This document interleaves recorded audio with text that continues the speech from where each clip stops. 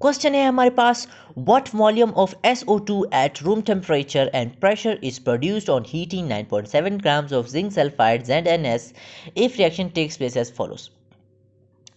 हमसे ये पूछा जा रहा है, हम ये रिएक्शन दिया हुआ है, चलो इस रिएक्शन को देख के समझाता हूँ, बहुत आसान अल्फाज में समझाता हूँ।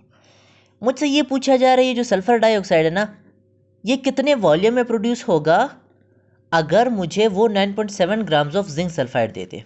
ठीक है, 9.7 ग्राम जिंक सल्फाइड मुझे दिया हुआ है। अब मुझसे ये पूछा जा रहा है सल्फर डाइऑक्साइड का, मुझसे वॉल्यूम पूछा जा रहा है, बस इतना सा क्वेश्चन है। ठीक है, अब अगर इसने मुझे ग्राम्स में दिया हुआ है तो मैंने क्या करना है, पहला स्टेप क्या है, number of moles find out करनी है। ठीक है, नंबर ऑफ मोल्स कैसे फाइंड आउट करती है, number of moles find out करने के लिए मुझे इस 9.7 ग्राम मास अपॉन मोलर, इस 9.7 ग्राम्स को मैंने जिंक सल्फाइड के मोलर मास से डिवाइड कर देना है। कैसे, number of moles is equal to mass कितना गिवन है 9.7 डिवाइडेड बाय जिंक सल्फाइड का मोलर मास क्या है, जिंक का जो एटॉमिक मास है वो है 65, सल्फर का 32, तो 65 प्लस 32 मैं जब प्लस अप करता हूँ कितना बनेगा 97। 9.7 को जब मैं 97 से डिवाइड करता हूँ, 9.7 1 ज़ार, 9.7 10 ज़ार, 1/10 आएगा। 1/10 को मैं ऐसे भी लिख सकता हूँ 0.1। ठीक है, कोई मसला नहीं, 0.1 करके भी मैं लिख सकता हूँ। ठीक है, मुझे नंबर ऑफ मोल्स पता चल गए, कितने मोल्स है 0.1 मोल्स। अब मुझे ज़रा ये रिएक्शन देख के बताओ, ये जो पीछे के कोफिशिएंट्स है ना, ये 2 लिखा हुआ है, 2 कोफिशिएंट लिखा हुआ है और सल्फर डाइऑक्साइड के कोफिशिएंट में भी 2 लिखा हुआ है। यानी कि मैं ये बताना चाह रहा हूँ इस बैलेंस्ड इक्वेशन के according to balanced chemical equation, 2 moles of zinc sulfide, 2 moles of zinc sulfide produces, equal का निशान लगा दिया मैंने, 2 moles of sulfur dioxide। ठीक है, ये तो समझ में आ रहा है आपको, कोफिशिएंट्स को देखते हुए आपको समझ में आ रहा है। तो अब मैं यहाँ पर 100 लिखता हूं, मैंने जो ये मोल्स फाइंड आउट किए, तो 0.1 मोल्स ऑफ जिंक सल्फाइड कितने मोल्स ऑफ सल्फर डाइऑक्साइड को प्रोड्यूस करके देगा, 0.1 मोल्स को ही प्रोड्यूस करके देगा। 0.1 moles of zinc sulphide produces 0.1 moles of SO2।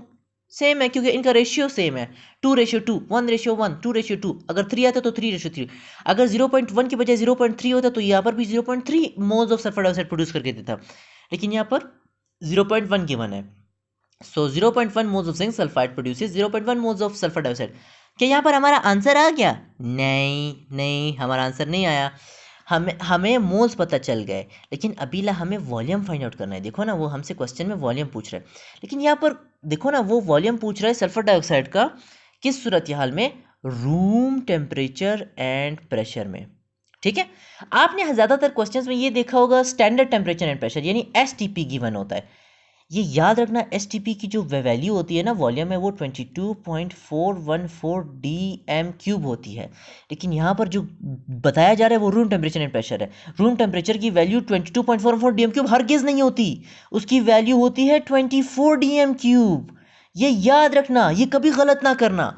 हमें अगर स्टैंडर्ड टेम्परेचर एंड प्रेशर का पूछा जाता तो हम 22 की वैल्यू प्लेस अप करते हैं, लेकिन यहाँ पर रूम टेम्परेचर एंड प्रेशर है तो हमें वैल्यू 24 dm³ का इस्तेमाल करना होगा।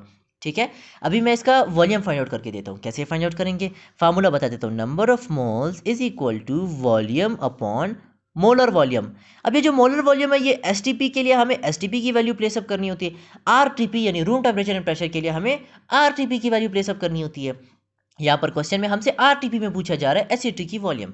ठीक है, अब मैं जरा इसको रीअरेंज कर लेता हूँ। मुझे वॉल्यूम फाइंड आउट करना है तो मुझे इसको इधर मल्टीप्लाई करना पड़ेगा, number of moles multiply by volume room, इसको मैं स्मॉल r कर देता हूँ, रूम टेम्परेचर एंड प्रेशर।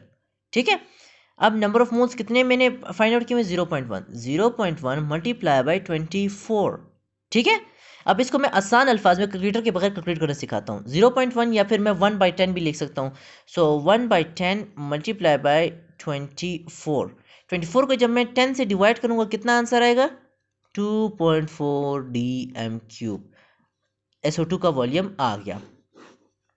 उम्मीद करता हूँ ये आपको सारा मैंने जो समझाया आपको सही से समझ में आया होगा। तो करेक्ट ऑप्शन कौन सा है, कौन सा, ये वाला करेक्ट है। ठीक है, अगर नहीं भी समझ में आया तो आप वापस वीडियो को रिवाइंड कीजिए और उसकी प्रैक्टिस कीजिए। आपको बहुत अच्छे से समझ में आ जाएगा। फिर हम मिलते हैं नेक्स्ट वीडियो में।